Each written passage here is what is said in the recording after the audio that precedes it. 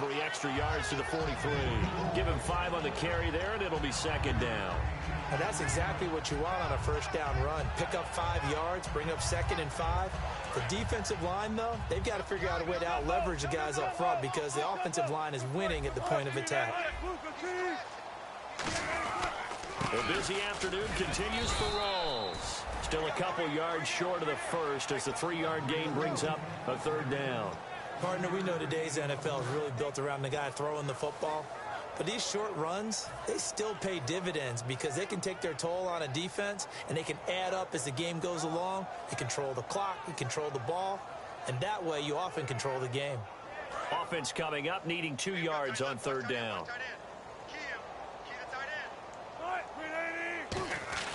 3rd and 2, now Wilson. It's caught on the left side by Kurz. And he will have first down yardage as he's blocked down at the 41. That one goes for 13 yards, and it moves the sticks. Would it be safe to say that as precise as routes are supposed to be run in the NFL, maybe they're not quite as precise in college ball? That's accurate, yeah. And I think we saw a college route in the NFL there. Just find the soft spot, find the dead zone, and find the first down. And that's what he just did. Well, that's the big drawback to this play. Even if somehow the quarterback pitches it, he's not immune to the big hit. In this case, he kept it and absorbed it anyway. Rawls, the lone man in the backfield. Now they'll run it on the toss. And here he'll be brought down a little shy of the 35 at the 36. 12 yards is the pickup there. And that'll lead here to a 3rd down. It seemed like the situation was 2nd and a mile to go for a first down, which screams what? Throw the football. You got to pass in order to try and pick up that kind of yardage.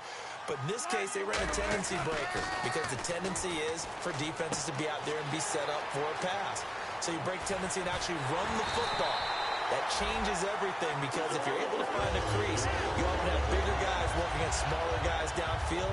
They picked up excellent yardage there to bring up the 3rd down.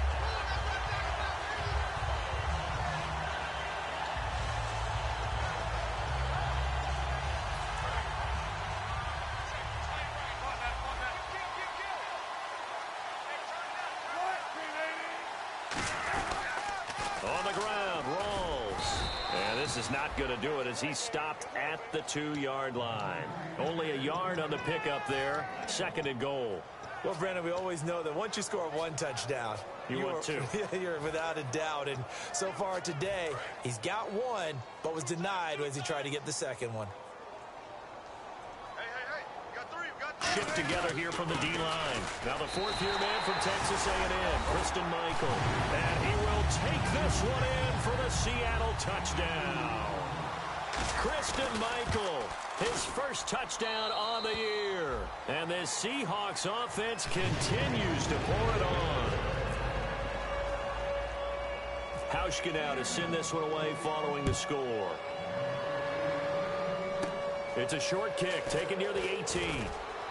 And they're going to wind up with pretty good starting field position as they get it up past the 35. And out now come the Eagles. Last time they were out, they scored. Still trailing here, though, so some work to do. But it's okay in terms of mindset. Because they scored the last time, they're not quite as worried about being down on the scoreboard because now their confidence is a little bit higher. They feel like they've got something going, and they feel like they can attack again and put more points on the board. Are you scoreboard watching if you're the offense, or are you just focused on this drive? We wouldn't be telling the truth if we said that they didn't scoreboard watch. Everyone does it to some extent, but you've got to set it aside right now and just focus on this series. It's caught inside the 25. Back now in Seattle, Washington. And this is a blowout so far as we get set for the 4th quarter. A very one-sided affair. And on the outside, they're playing press coverage. And they'll go on the ground. And nothing doing. He's immediately taken down at the line of scrimmage. It's a loss of a yard there, and now 2nd down. And the offense behind the chains here a touch on 2nd and 11.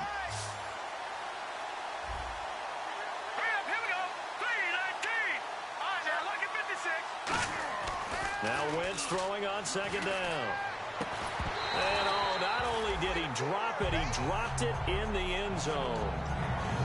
After all the preparation, all the practice, a play like that will absolutely break your heart. They had everything they wanted, just unable to complete it.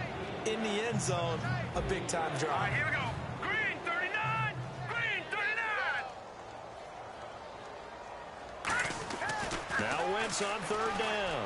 And now here is another interception. A great read, and it's picked off. And a big turnover there as his guys will get the football back.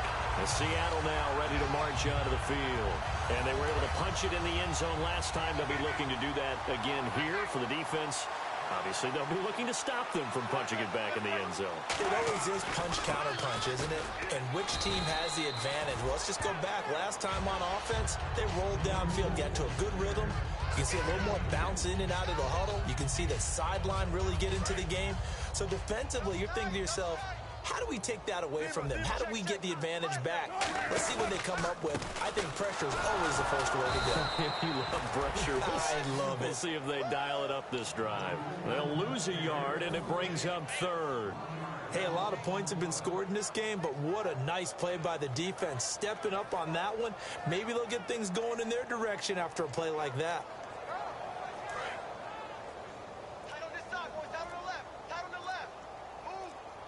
They come out here in the eye. Time running out here on the play clock. It's a gain of 5 on the play, and it'll bring up a fourth down. And there's a run to be happy with. Good, solid yardage. You'll take that anytime you hand the ball to a back.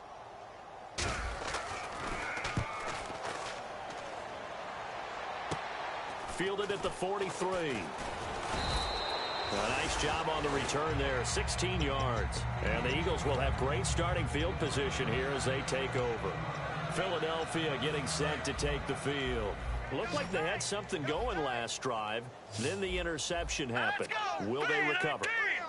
The memory they need to keep with them is that they did have something going. They were moving the ball on offense, had a nice sequence going. Don't worry about the other part. You can't get that back. Let's go back to what you were doing well before. I thought you were going to say they need to have no memory, but remember the good part, forget the bad. I like that even better.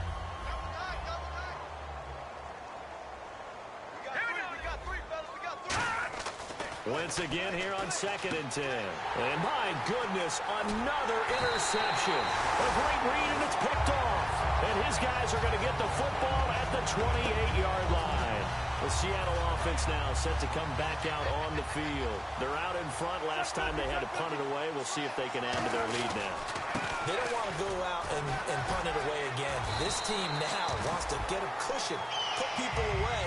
They want to run their offense and have it end up in the end zone. When a coaching staff sees their team run the ball this successfully in the fourth quarter, they're really excited because you can plan for a running game all you want and want to press that advantage when you get it. But for the most part, it's a little bit of a surprise. And right now, they've got to keep that going, want to continue to grind out the clock because it's definitely in their favor at this stage of the game. Can they close the game out and continue to do exactly what we just saw there, and that's run the football. Rawls, the lone man in the backfield. And he'll get it up the middle. And the play goes nowhere. Losing yardage back near the 40 at the 39. It's a loss of 4. Now 3rd down. Yeah, let me puff out my chest a little bit, even though I'm not rooting for either team. That was a really nice defensive play. It's awfully fun to watch, even in an offensive game. The play clock's running down. Now they'll run it on the toss. And he'll lose yardage on the play back at the 37-yard line. He lost 2, and it brings up 4th. So, Brandon, when this offense gathers together to watch tape for this game, they're going to be feeling pretty good about themselves until the coaches get upset about the play we just saw. But you know their defense is going to be. But we put up big points all game long. The defense is going to win one every now and then. 35 yards that time on the punt, and the Eagles take possession. Philadelphia getting set to take the field.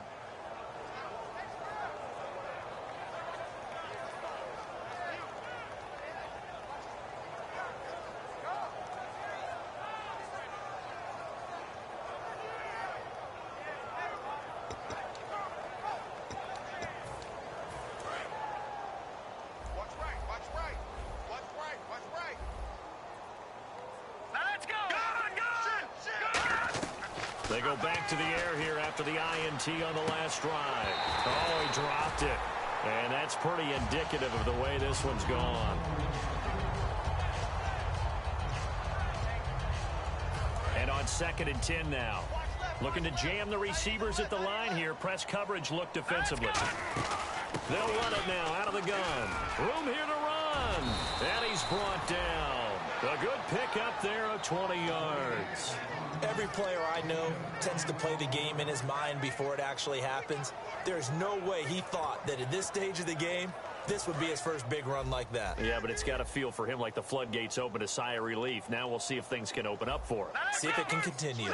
Defense showing blitz. Now Wentz trying to lay one up deep. And he bats it away, and it falls down incomplete.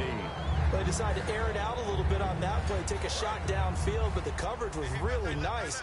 Able to get a hand in and tip it away. They'll run it now out of the gun. And a minimal gain here as he's up to about the 47-yard line. He only got a couple on that one, so not a ton of help. They'll have a 3rd and 8 forthcoming. The best defensive linemen, they play with great leverage so they can get low and not get bowled over by offensive linemen. They have excellent hands. They can throw people off on a play. We just saw a great example of a really good run stop by a guy playing the defensive tackle position.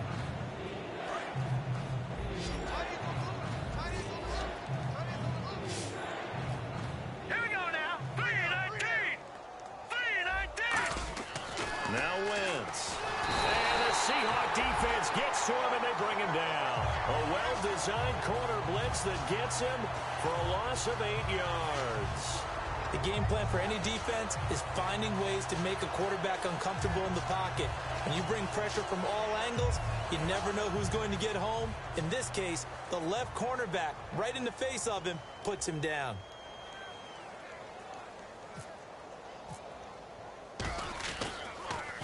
He gets this one away, and boy, it's another boomer.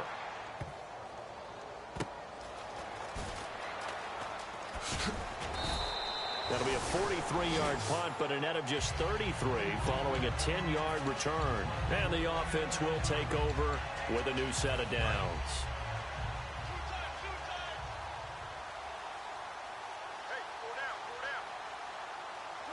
Defense still with 3 timeouts. We'll see if they want to use them here as the kneel down comes. That's going to go as a loss of a yard, and it'll be 2nd down.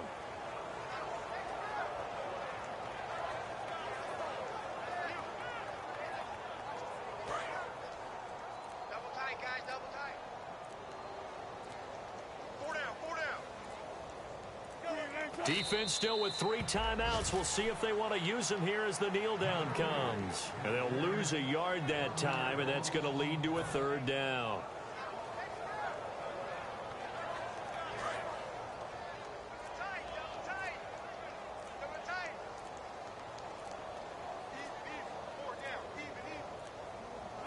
Defense still with 3 timeouts. We'll see if they want to use them here as the kneel down comes. Losing 2 yards that time, and now it's 4th down. And Charles, just a blowout in every sense of the word here in this one. Okay, cliche alert. Right from the opening whistle. As soon as they kicked the ball off, one team was ready to play, the other definitely was not. Well, you got to use cliches with this one. I mean, it's not often you see a game this lopsided in the NFL. All we know is that at the end, one team was winning going away, and the other one just wanted to go away. So for the Seahawks, they keep pace for a playoff spot as they move to 7-3. And they will hit the road next week to take on the Tampa Bay Buccaneers. Meanwhile, for Philadelphia, they're going the wrong way as this will drop them to 3-7 now on the year. And they'll have a tough one at home next week against the Green Bay Packers. So that's a wrap. For Charles Davis, I'm Brandon Gaudin. And this has been a presentation of the NFL on EA Sports. For more, check us out at easports.com. It's a win for the Seahawks here as we say so long from Seattle.